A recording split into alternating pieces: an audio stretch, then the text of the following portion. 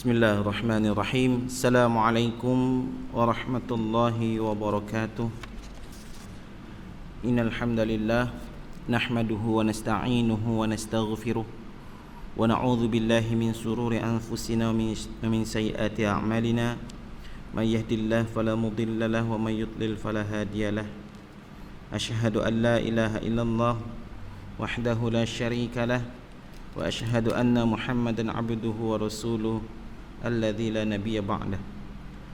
Allahumma shalli wa sallim ala sayyidina Muhammadin wa ala alihi wa ashabihi wa man tabi'ahum bi ihsanin ila yaumiddin.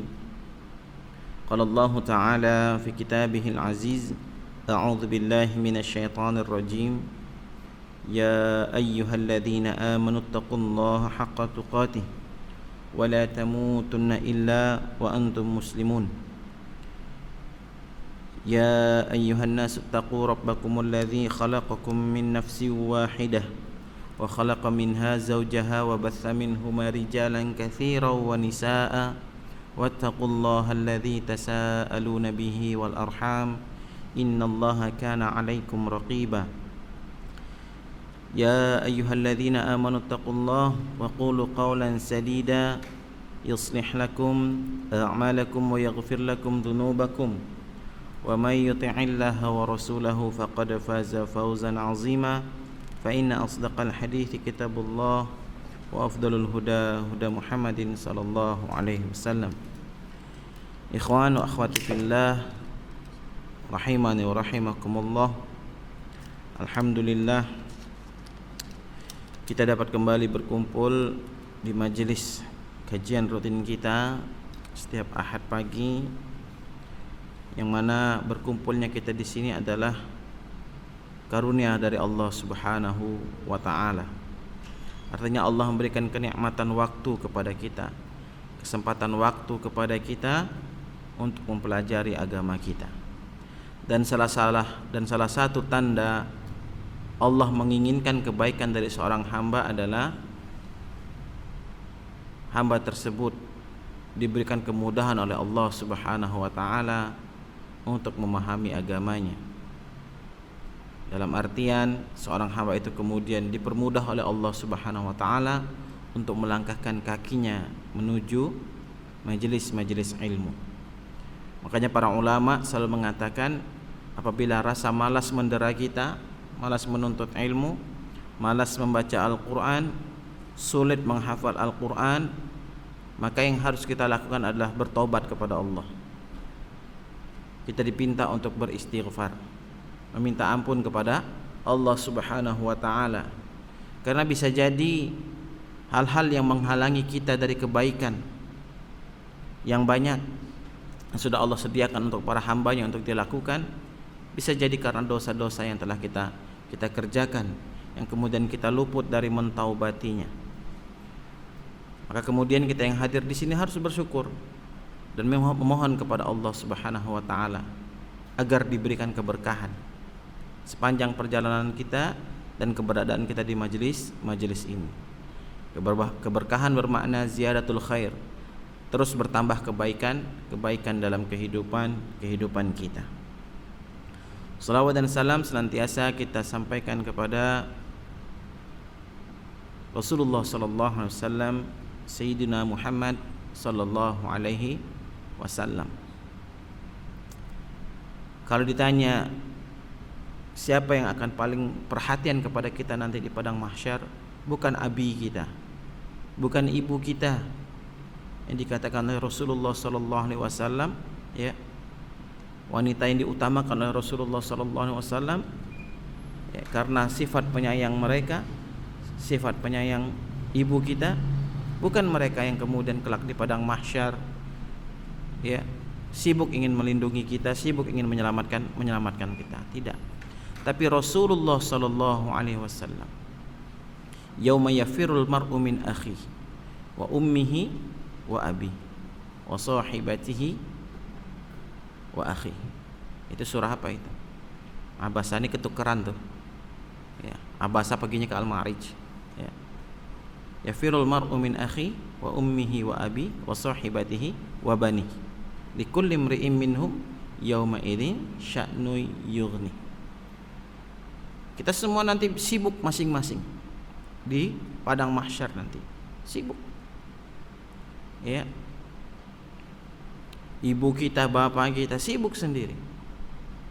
Ya. Adik kita, kakak kita sibuk sendiri. Ya. Apalagi teman-teman kita. Artinya kita semua sibuk sendiri. Maka dalil ini ada syubhat di dalam memahami dalil ini. Ya. Akhirnya ada orang-orang yang katanya nafsi-nafsi saja. Apa itu nafsi-nafsi? Sendiri-sendiri.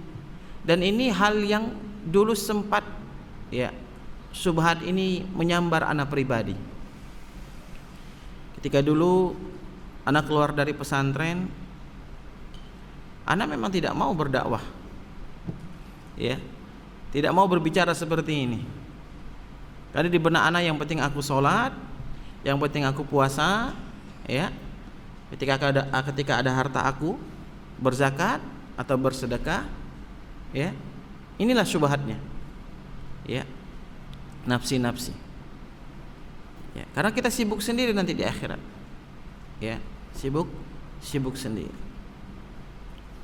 Sebelum akhirnya, ya, kuliah, ya.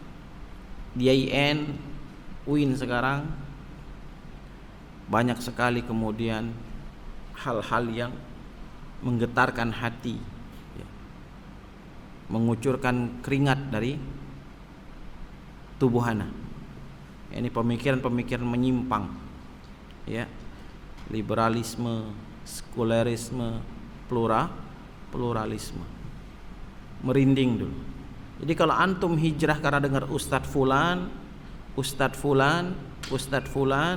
ya, ana hijrah karena membaca tulisan Ulil Absar Abdallah, tulisan Nong Darul Mahmada, tulisan Anik Hate, tulisan Lutfi Asyaukani, tulisan rombongan mereka, rombongan utan kayu bahasanya, ya.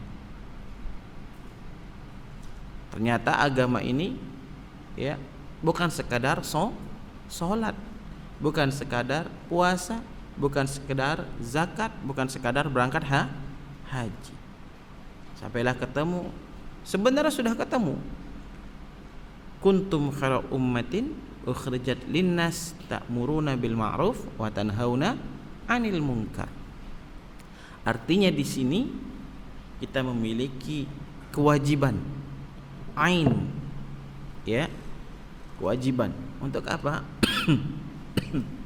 Untuk mengeluarkan manusia dari kemungkaran, ya, mengeluarkan manusia dari kemungkaran, mengajak mereka kepada kebaikan dengan cara kita, dengan cara kita, ya. Nah, kawan-kawan, kembali lagi, maka Rasulullah SAW kemudian paling sibuk nanti mengurusin kita. Maka penting bagi kita kemudian senantiasa kita menghidupkan sunnah Nabiullah Muhammadin sallallahu alaihi wasallam. Bagaimana Rasulullah berakidah, bagaimana Rasulullah beribadah, bagaimana Rasulullah bermuamalah. Itu harus kita ikuti, ya. Itu harus kita ikuti. Taib. Dengan demikian semoga kita mendapatkan syafaat dari Rasulullah sallallahu alaihi wasallam pada masa syafaatul uzma, ya. Kawan-kawan dirahmati Allah, kita sudah memasuki pembahasan adab dan hak-hak sesama muslim, dan kita sudah bagian ketiga. Berdasarkan apa yang ana tandai dari kitab ini, kita memasuki poin ketujuh, ya. Kita memasuki poin ketujuh dari kitab Minhajul Muslim yang ditulis oleh Syekh Abu Bakar Jabir Al-Jazair rahimahullahu taala, ya. Kitab ini beliau tulis, ya, cukup tebal tapi sebenarnya simple, ya. Apabila kita khatamkan ini sudah cukup menjadikan kita menjalankan agama ini dengan sempurna, insya Allah, ya. Maka dinamakan kitab ini Minhajul Muslim, ya.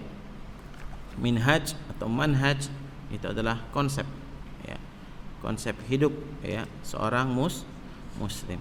Jadi kalau antum dengar istilah manhaj salaf, berarti konsep hidup generasi salaf, ya. Tapi jangan hanya sebatas akidah saja, tapi bagaimana mereka beribadah, bagaimana mereka berakhlak, bagaimana mereka bermuamalah, itu juga harus kita contoh, ya. Jangan parsial. Ya ayyuhalladzina amanu dukhulu fis-silmi kafah wala tattabi'u khutuwati syaitan. Jadi harus kafah, ya. Jangan beragama cuma nak rudud terus yang dipelajari, yang diamalkan. Apa rudud? Membantah terus. Jangan, ya, jangan. Memang ada kitab khusus untuk membantah, namanya kitab Kasyfus Syubhat. Namun di dalam kitab tersebut cara membantah pun juga diajarkan. Membantah itu harus mimik wajah harus diperhatikan, bahasa harus diperhatikan, ya, bibir, cara pandang harus diperhatikan, nggak boleh berujung ta'yir, ya, berujung mengolok-ngolok, ya. Tahdzir itu syariat. Tahu kan istilah tahdzir kan? Tahu nggak? Ya, tahdzir itu syariat. Kita nggak boleh nolak. Dia bagian daripada syariat amar ma'ruf nahi mungkar. Tahdzir itu membantah pemikiran, pendapat seseorang. Ya, kalau antum sudah pernah kuliah, pernah presentasi makalah, terus dibantah teman, itu tahdzir namanya. Ya, itu tahdzir namanya.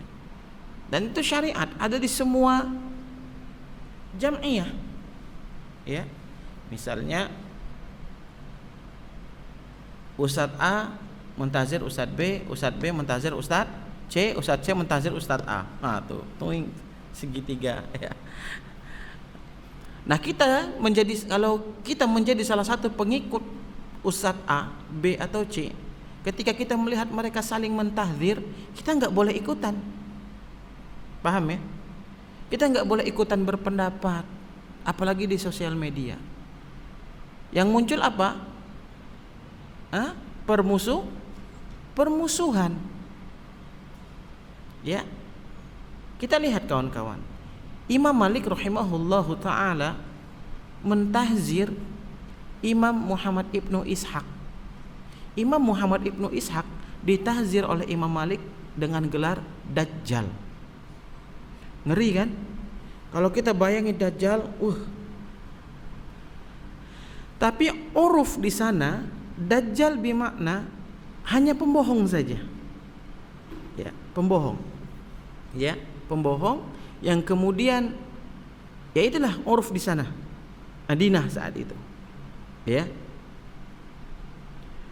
Kemudian Imam Malik punya murid. Siapa murid Imam Malik? Masyhur. Imam Asy-Syafi'i rahimahullah. Imam Syafi'i rahimahullah memuji Imam Muhammad ibnu Ishaq yang oleh gurunya disebut Dajjal tadi. Lihat? Paham? Ya.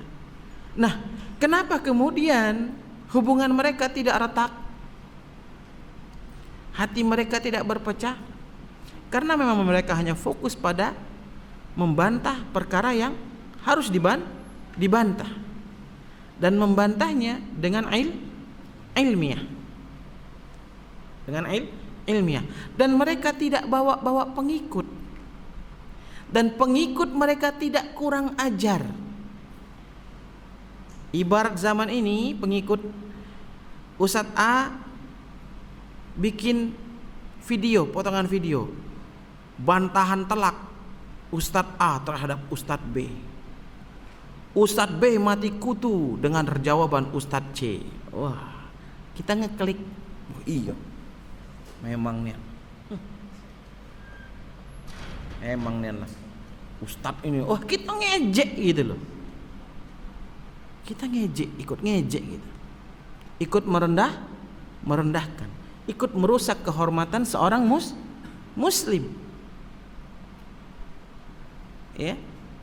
Maka kita sebagai pengikut, sebagai atba' mereka, sebagai yang merujuk kepada mereka, ketika kita lihat para asatis, para ulama, para ustadz saling mentahdzir, saling membantah satu sama lain, saling beradu argumentasi, uskut, kita diam. Diam. Kalau kita punya kenalan ustadz yang kita dekat dengan beliau, kita bingung, ustadz bagaimana tanggapan ustadz tentang ini, tanya.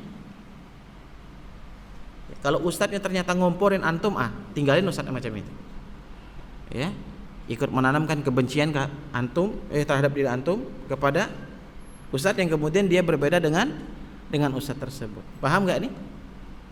Nah, kawan-kawan dirahmati Allah Subhanahu wa taala. Kalaulah ada ateis, ada muslim katanya, ada fasik, ada kafir, ya, ada syiah, berlima, mereka bisa akrab, mereka bisa saling support, ya, saling. Kenapa kita yang katanya mengikut Imam Syafi'i, mengikut Imam Hambali, mengikut Abu Hanifah, mengikut Imam Allahumma sholli ala Muhammad, Abu Hanifah, Maliki, Syafi'i, Imam Ahmad, kenapa kita tidak bisa akur?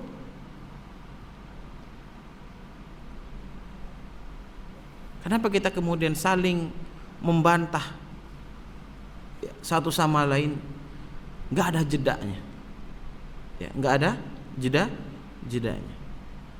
Akhirnya runtuh ukhuwah kita. Ya. Anda pernah nonton potongan video seorang ini ya, VJ, mereka ini dulu seorang VJ, Vincent dan Desta. Kan ditanya, apa yang bikin kalian ini sampai sekarang solid? Uang. Jujur mereka, uang. Ngerti nggak? Jadi apa yang buat mereka akur? Uang katanya. Ya, uang. Karena mereka di situ sama gitu suhunya, tujuannya sama. Tujuannya sama. Nah, tujuan kita Allah Subhanahu wa taala. Yang lebih besar dari uang nilainya. Yang lebih besar dari, ya, harta kekayaan seluas langit dan bumi. Seharusnya kita lebih harus solid. Dan pilot projectnya, ya, pilot projectnya adalah salah satunya, ya, YMU ini. Pilot projectnya itu YMU ini. Anda mau lihat, ya, Anda mau lihat. Ketika berbeda pendapat, mundur, ngambek, muntaber. Ya, muntaber tuh mundur tanpa berita. Ya, mundur tanpa berita. Ini banyak itu hak-hak yang tidak dipenuhi. Ini sejalan. Maka kawan-kawan dirahmati Allah, apa dikatakan oleh Syekh Abu Bakar Jabir Al-Jazair pada poin ke-7 ini, ya, adab dan hak-hak terhadap sesama muslim. Yang ke-7 beliau mengatakan mencintai bagi saudaranya apa yang dia cintai untuk dirinya, dan membenci bagi saudaranya apa yang dia benci bagi dirinya sendiri. Berdasarkan sabda Nabi sallallahu alaihi wasallam, la yu'minu ahadukum hatta yuhibbu li akhihi ma yuhibbu li nafsihi wa yakraha lahu ma yakrahu li nafsihi wa yakrahu lahu ma yakrahu li nafsihi. Tidaklah seorang di antara kalian beriman, la yu'minu ahadukum, kata Allah, kata Rasulullah sallallahu alaihi wasallam. Kita tidak disebut beriman. Lihat, syarat iman itu luar biasa. Bukan sekadar takwa, bukan sekadar adil atau objektif, Ternyata syarat iman seperti ini. Dengan sempurna sehingga ia mencintai ya kebaikan bagi saudaranya sebagaimana ia mencintai untuk dirinya sendiri. Apa kebaikan-kebaikan yang kita cintai? Kalau kemudian itu dilakukan oleh sahabat kita, oleh teman kita, oleh saudara kita sesama muslim, maka kita harus mencintai dia. Kita suka ditolong, maka kita harus mau menolong saudara kita. Ya. Kita ingin dilindungi, kita ingin disayang oleh teman, maka kita harus melindungi teman kita. Hatta kita ingin makan, kita ingin kenyang, maka kita juga harus memastikan teman kita kenyang. Di hadis lain, waktu adab terhadap tetangga, ya tidak beriman di antara kalian ketika kalian tidur dalam keadaan kenyang, sementara ada tetangga kalian yang tidur dalam keadaan lapar. Inilah Islam rahmatan lil alamin. Islam rahmatan lil alamin itu bukan antum tanggal 25 Desember pergi ke gereja. Bukan, itu bukan rahmatan lil alamin. Ya. Itu imanuhum fi amplopihim. Itu kalau kata Habib Rizik. Ya. Imanuhum fi amplopihim. Iman-iman mereka ada di amplop-amplop mereka. Kita tidak, kita ramah sama orang-orang kafir. Siapapun selagi manusia. Ya. Tapi soal akidah enggak main-main, enggak bisa. Ya. Sudah dibahas kemarin ya. Kemudian membenci keburukan bagi saudara sebagaimana ia membenci bagi dirinya sendiri. Ya. Keburukan-keburukan yang dilakukan oleh teman harus kita benci. Keburukannya bukan teman kita. Bukan teman kita itu yang kita benci, enggak. Teman kita harus kita nasihati. Kita benci dengan kemaksiatan. Ketika teman kita berbuat kemaksiatan, ya kita harus benci kemaksiatan tersebut. Kita sampaikan kepada teman kita. Ini bukti sayang kawan-kawan. Jangan sampai kemudian kita ini akrab di dunia, solid di dunia, tapi kemudian di akhirat kita saling menuntut satu sama lain. Ya, kita saling menuntut satu sama lain. Jangan sampai. Kita lihat orang yang selama hidupnya ya dia judi bareng, dia maksiat bareng, beli togel bareng, minum khamar bareng, ngeklub bareng, ya kan? Ya. Clubbing ya. Sudah buka atau sudah promosi itu? Ada di Instagram. Ya. Clubbing dengan memenuhi protokol kesehatan. Ya Allah. Ana lihat di Instagram ini orang tidak mikir suul jariyah apa? Hati-hati ya, suul jariyah itu sama seperti amal jariyah, ya. Ayo kawan-kawan datang ke ini, klub ini gitu kan. Penuhi protokol kesehatan ya. Banyak diskon katanya. Adanya banyak lah bagi ya, dalam situ minum khamar, berzina. Nanti yang endorse dapat tuh. Dia tidak berzina, dia lagi tidur enak di rumah kan? Ya.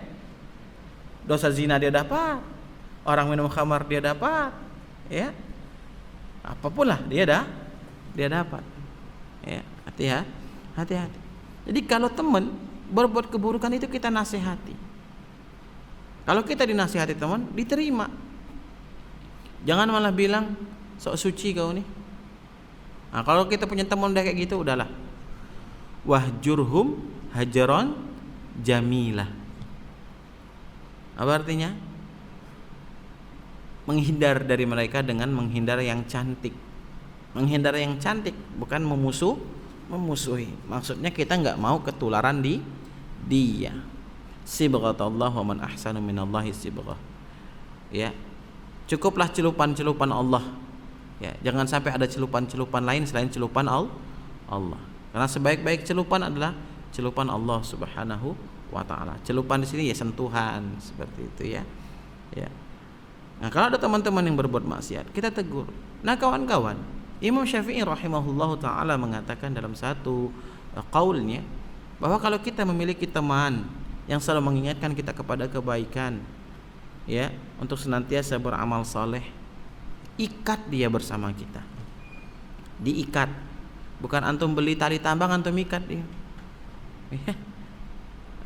Maknanya ya jangan sampai jauh kita dari yang bersangkutan, dari teman yang seperti ini. Jangan sampai, ya, ketika teman-teman lain ngelihat kita nge-share, ya, stiker-stiker porno, stiker-stiker aurat perempuan, ya, dan kita ketawa, itu hati kita nggak menolak. Jangankan nasihati, menolak saja tidak hati kita, ya. Habis kita nanti di akhirat, dia nuntut kita. Ya Rasulullah, nah itu tuh Radit tuh, ya Rasulullah, dia tahu aku salah tapi dia tidak ngingetin aku. Nah si Radit ini besok tidak pacak ngomong, ya Allah aku udah enak, ya Allah dia marah sama aku. Tidak ada, tidak bisa kita beralasan, ya. Al yauma nakhtimu ala afwahihim wa tukallimuna aydihim wa tashhadu arjuluhum bima kanu yaksibun. Ya, nggak bisa kita beralasan. Ya Allah itu Abbas, dia nengok aku pacaran, nggak ditegurnya aku pacaran tuh haram. Ya, malah dia muji pula. Ya, malah dia minta cariin, ya Allah.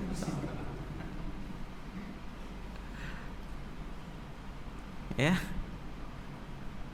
nggak. Ini teman seperti ini menuntut kita nanti. Maka konsekuensi bertambah teman, ya, bisa rugi, bisa untung. Bisa rugi ini kalau teman nggak bisa dibilangin, ya, dan kita memang nggak ada niat untuk bilangin dia bisa nuntut kita. Tapi kalau kita berteman dengan dia dan kita sudah bilangin, hatinya udah keras karena sudah banyak makan perkara-perkara haram, udah banyak barang-barang haram dalam dagingnya. Ya, memang sulit orang-orang seperti itu mendapatkan kebenaran. Mereka tahu itu kebenaran, tapi ditolak selagi masih muda. Ya, selagi masih muda. Kawan-kawan, anak kalau membayangi su'ul jariyah itu ngeri gitu ya. Kita nggak melakukannya tapi kita dapat gitu nah, passive income gitu nah. Ya, hati. Jadi keburukan teman itu harus kita tolak.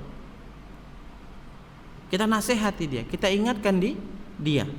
Perkara kemudian dia menerima atau tidak, kita serahkan kepada Allah Subhanahu wa taala. Yang penting jangan sampai dia nanti di akhirat nuntut kita. Jangan sampai. Ya, jangan sampai. Termasuk sama saudara-saudara kandung kita. Saudara-saudara kita, Dek, berjilbab, Dek. Ya, Dek, ngaji, Dek. Yang penting kita sudah ngelakuin. Selebihnya urusan dia. Ya, dia nggak akan bisa nuntut kita lagi, nggak bisa nuntut. Ya, biarkan dia kemudian akhirnya berangkat dari pemahaman. Jangan maksa juga. Karena sampai sekarang nggak pernah maksa sama saudara-saudara tuh, nggak pernah paksa. Karena hanya ngomong. Punya ponakan gadis, Bunga pakai jilbab. Kamu udah mau nih? Bunga udah balik nih. Agak lamu katanya kan. Sudah. Dek pakai jilbab. Dek ini. Udah. Nanti ketika dia udah paham, lebih keren, lebih enak nengoknya. Dia paham dia. Ya. Karena saat itu mungkin dia tahu tapi dia belum paham. Ada seperti itu. Ya. Ada orang-orang yang posisinya seperti itu. Ya. Terus lain, dia tahu, dia paham tapi dia tidak mau, kafir. Dia paham, ya, dia tahu, tapi dia nggak mau, nggak penting kata dia, kafir dia. Ya, hati-hati. Ini syariat. Nggak boleh sembarangan. Ya, nggak boleh sembarangan. Ya, tapi jangan pula kafir kau ini udah. Nggak juga gitu. Ya. Ini warning, hati-hati. Kalau kita menolak syariat Allah, kafir. Menolak. Ustaz, bagaimana seorang istri yang menolak dipoligami? Apakah jadi kafir? Tidak. Ya, seorang wanita yang menolak poligami itu adalah tabi'i, tabiat. Fitrahnya wanita. Tapi kalau dia bilang, ngapolah Islam nih, ada syariat poligami, tidak punya perasaan begini begitu. Nah, ini baru bisa menjatuhkan dia ke dalam kekafiran. Tapi kalau dia bilang nggak mau dipoligami, itu memang fitrahnya wanita. Berat untuk berbagi. Ya, berat untuk berbagi. Ya, tapi kalau dia paham, dia yang cariin. Abi, Masya Allah. Coba Abi pilih dari 3 nama ini gitu. Ya, siapa aja itu? Ah, ini Bi. Apakah kita langsung yo? Nggak juga. Laki-laki yang beriman mikir lagi, kapasitas aku ini macam mana ya? Istri kok malah nyuruh gitu. Maka disambung ayatnya, wa in khiftum alla ta'dilu fawahidatan. Kalau kamu masih maju mundur untuk itu poligami, sikok beh. Artinya kamu masih ragu, kamu masih khawatir, bahaya kalau main gas. Oh, istri udah bolehin, udahlah. Yang itu. Rupanya yang itu tadi tidak terdidik syariat dengan baik. Saro. Ya, kalau memang mau poligami, usahakan yang kedua juga paham syariat. Ya. Jadi kalau ditanya Ustaz ngapa tidak poligami? Ada dulu kan pertanyaan kan? Ya. Enggak tahu tuh ikhwan atau akhwat yang nanya itu. Ya. Kalau ditanya mau sebagai laki-laki, mau dong. Ya. Mau dong. Ya. Tapi sebagai orang yang beriman, ya, walaupun imannya enggak sempurna banget, ya harus mikir agar tidak zalim, agar tidak rusak, ya. Agak cerai, akhirnya saling bongkar aib. Emang boleh? Enggak boleh, haram.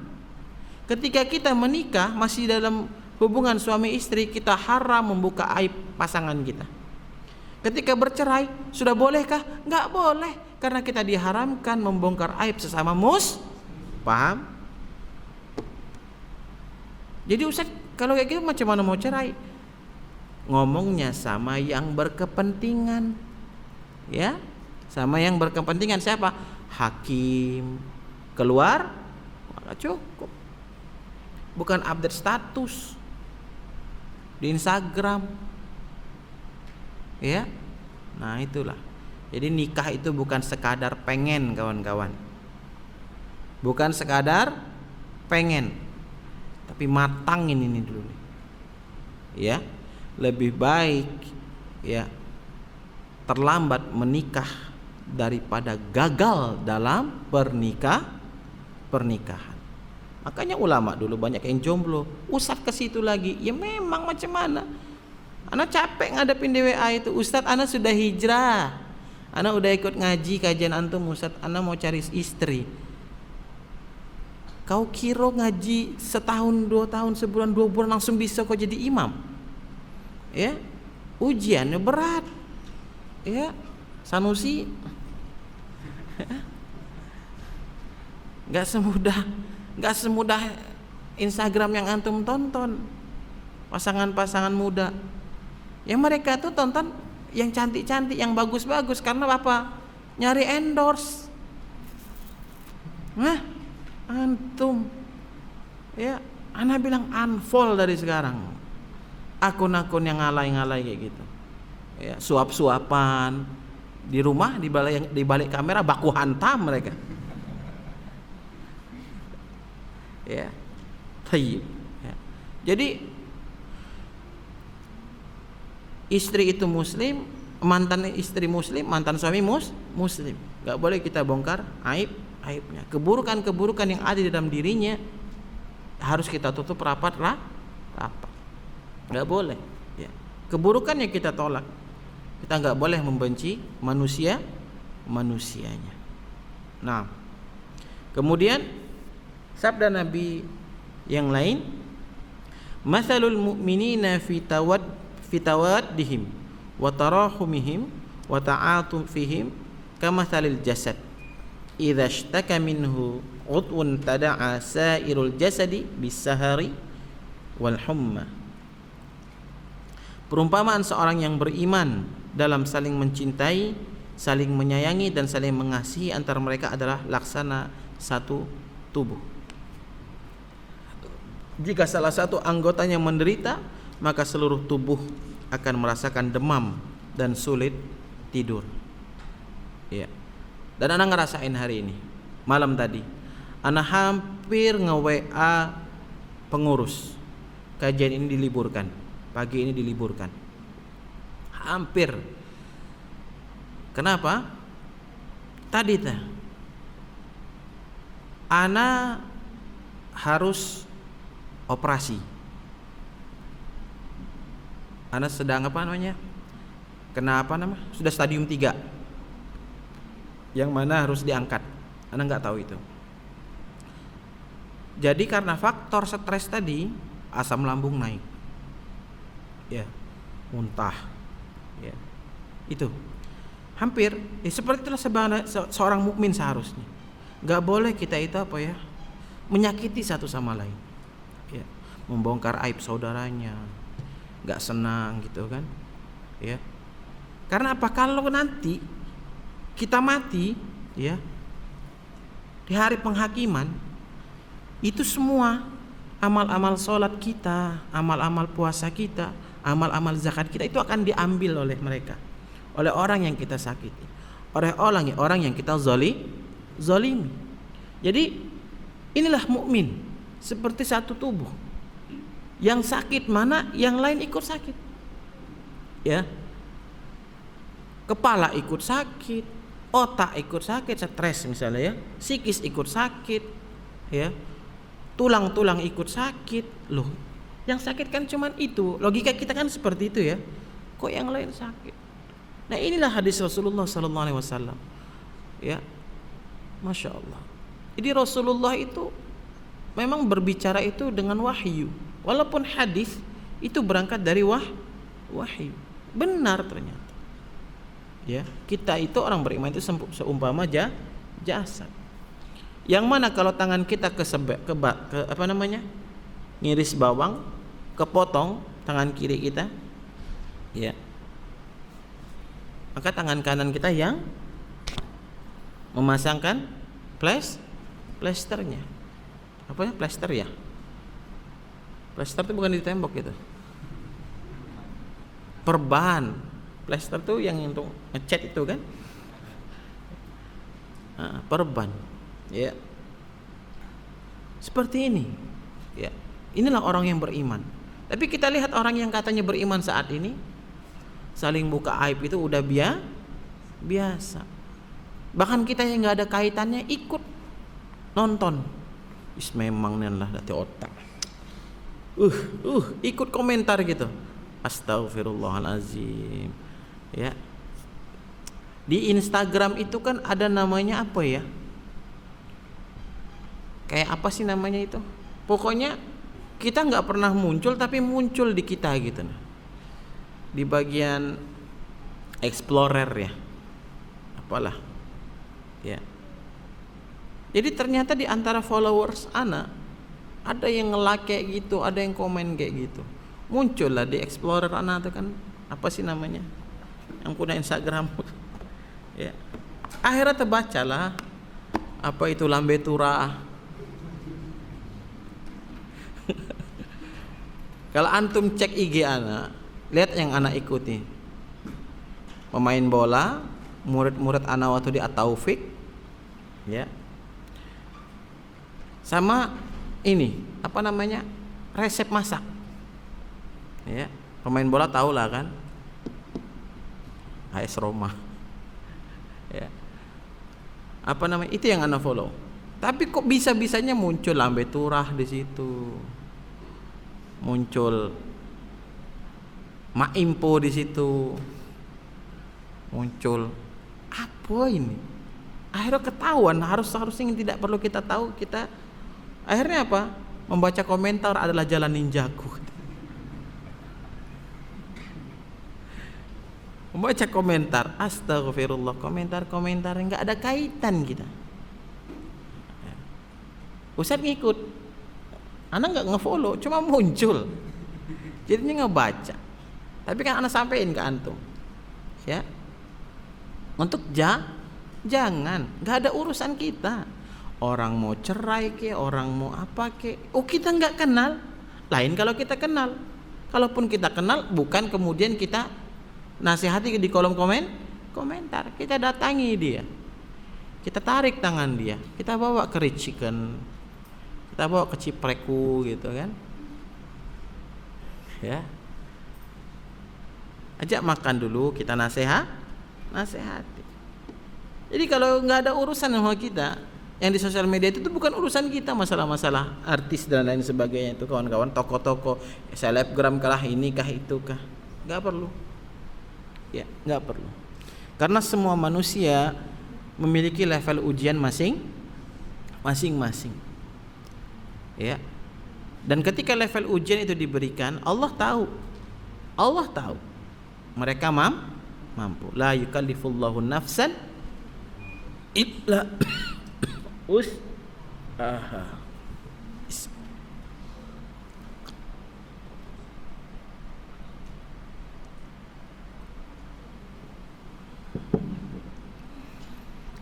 Nah, mereka itu muslim. Kalau kita tahu mereka itu muslim, maka haram jari kita ini mengetik kalimat-kalimat yang merusak kehormatan mereka.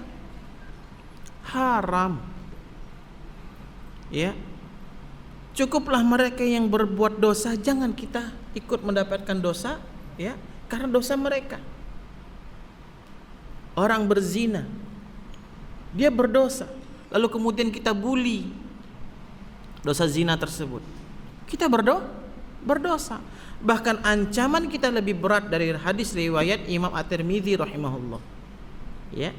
Barang siapa tidak akan mati di antara kalian, ya, sampai kalian melakukan dosa orang-orang yang kalian olok-olok.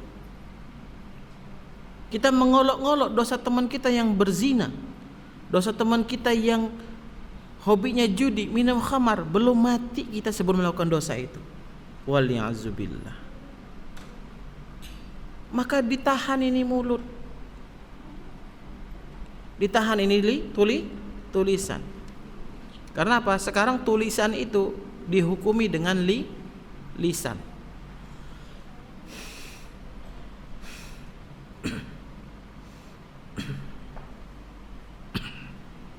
Nah, ya, inilah muslim, satu jasad. Ya, satu jasad. Jangan sampai kemudian, ya, kita malah senang ketika melihat saudara kita yang diuji, yang dapat ujian dosa dan lain sebagainya, kita senang. Berarti kita bukan orang yang beriman. Ya. Bahkan kalau kita masih ada rasa benci kepada sesama muslim aja nggak bisa dikatakan beriman. Karena dibilang la yu'minu ahadukum hatta yuhibba li akhi. Tidak dikatakan beriman di antara kalian sampai kalian mencintai saudara kalian ma yuhibbu li nafsi, sebagaimana kalian mencintai diri kalian sendiri. Saya membenci keburukannya Ustaz. Saya benci sama dia karena dia ini pendosa Ustaz. Yang kita benci itu dosanya, bukan orangnya. Karena orangnya ada kemungkinan bertobat dan diampuni oleh Allah. Sementara kita terus menggunjing dosa dia, mengingat-ingat dosa dia, dan ancaman terakhir belum mati kita sebelum kita melakukan dosa tersebut. Inna lillahi wa inna ilaihi raji'un. Musibah. Ya. Jadi kalau ada teman-teman yang diuji dengan keburukan dan lain sebagainya, kita jangan sampai mengolok-ngoloknya. Kita memohon perlindungan kepada Allah agar dijauhi dosa tersebut, dan kemudian kita doakan teman kita agar diampuni dosanya dan dibebaskan dari ujian berupa kemaksiatan. Dalam hadis lain Rasulullah berkata, al-mu'min lil mu'min kal bunyani yashuddu ba'duhu ba'dah. Seorang mukmin terhadap mukmin lainnya adalah laksana satu bangunan yang saling menopang satu sama lain. Apa yang menyebabkan umat Islam terdahulu itu kuat? Ya, para sahabat sampai kepada para Khulafaur Rasyidin dan setelah mereka, sebelum tahun 300-an, karena mereka memiliki iman yang dahsyat. Mereka sadar harus saling menopang satu sama lain. Ya. Ada yang tahu kisah Salman Al-Farisi dan Abu Dzar Al-Ghifari? Abu Dzar Al-Ghifari. Salman ini menyukai seorang akhwat.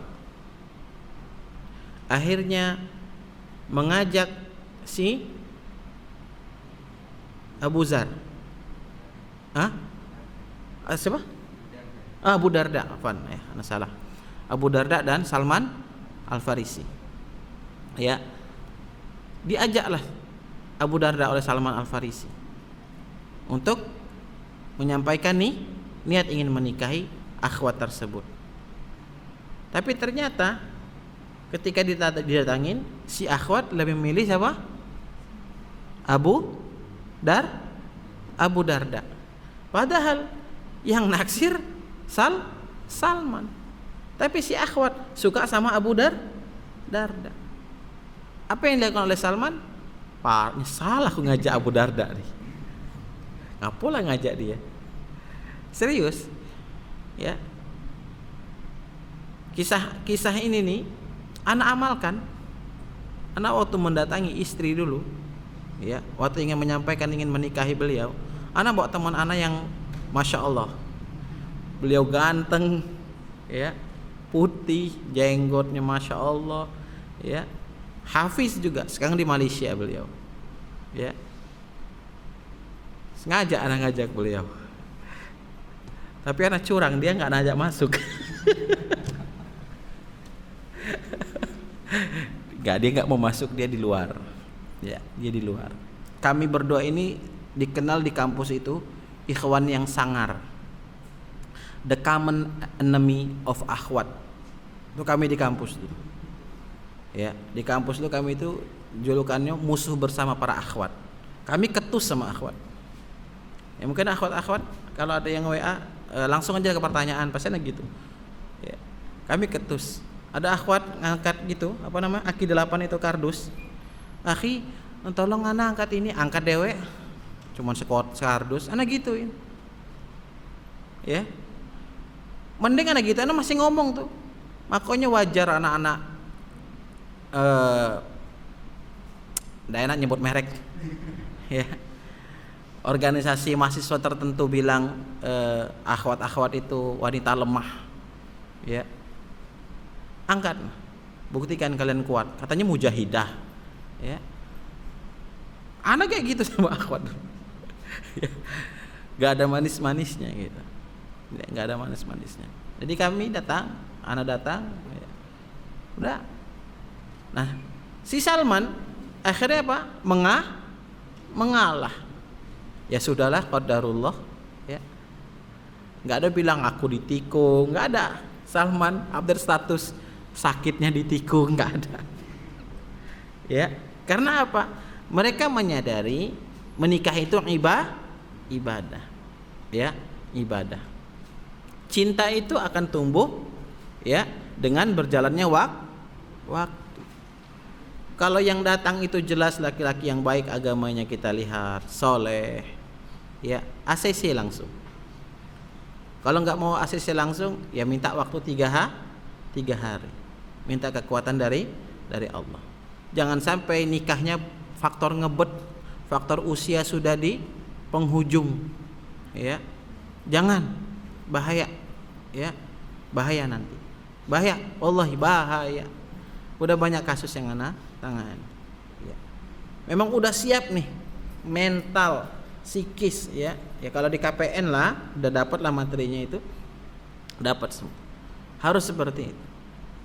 Baru nih nikah, ya. Itu salah satu contoh betapa memang dari dulu seorang mukmin itu saling menopang satu sama lain, tidak saling merobohkan. Barulah masuk awal 300-an sampailah ke kita sekarang ini. Ngeri. Apalagi kalau suatu saat kita belajar kitab evolusi fikih, ya. Bagaimana ulama berpecah di zaman Bani Umayyah, akhirnya dikumpulkan lagi di zaman dinasti Abbasiyah. Kemudian sampailah sekarang, ya, terkotak-kotak. Ya. Maka adalah kelompok tertentu yang akhirnya mengatakan kita tidak bermadhab. Tidak bermadhab itu berarti dia bermadhab. Bermadhab dengan apa? Bermadhab dengan tidak ngerti ya? Nyambung nggak? Nyambung nggak?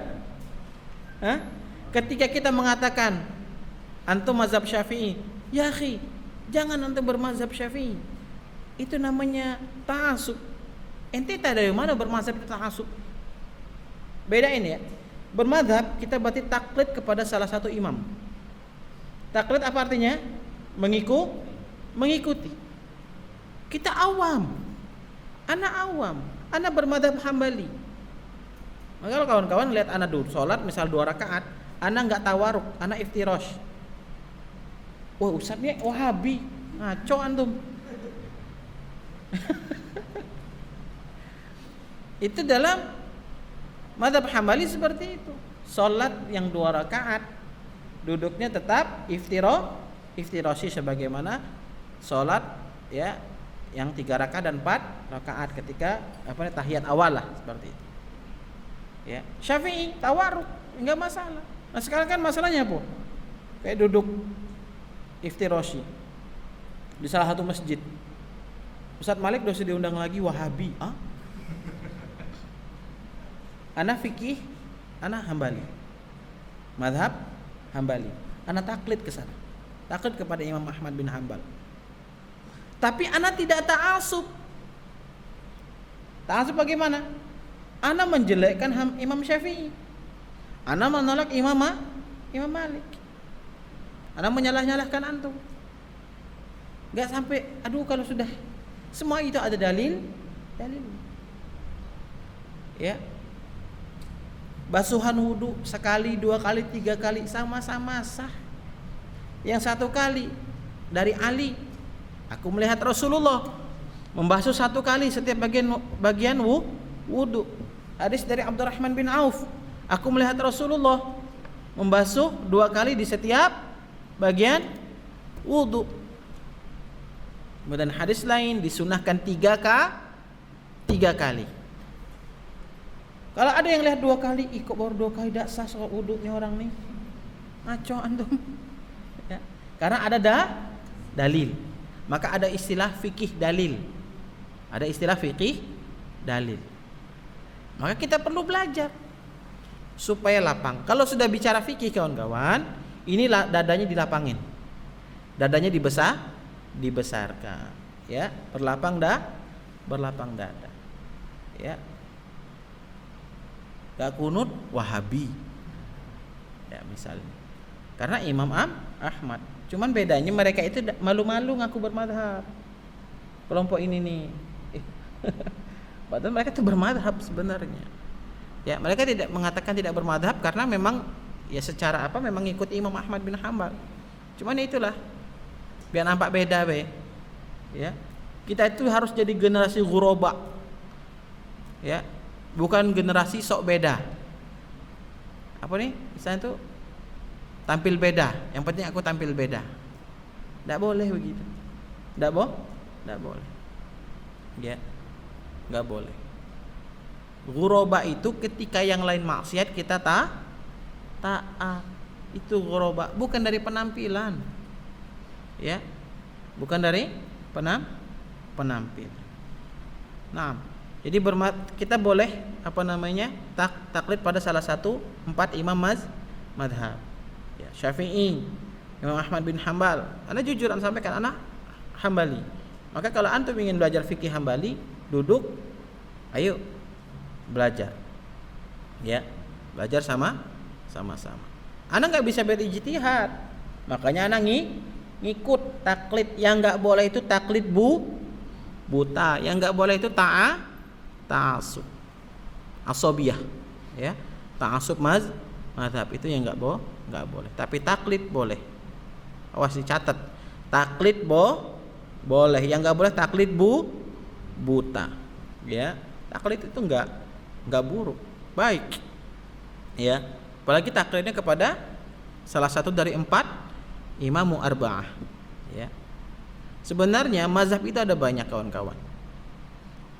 Yang masyhur dalam kitab evolusi fikih itu mazhab Tsauriyah. Ya. Tsauriyah ini siapa? Sufyan Ats-Tsauri. Ya. Mazhab Laitsiyah. Siapa ini? Imam Laits bin Sa'ad. Ya. Kemudian Allahumma shalli ala Muhammad wa ala ali Muhammad. Lupa, agak ribet, ya. Ya, agak ribet.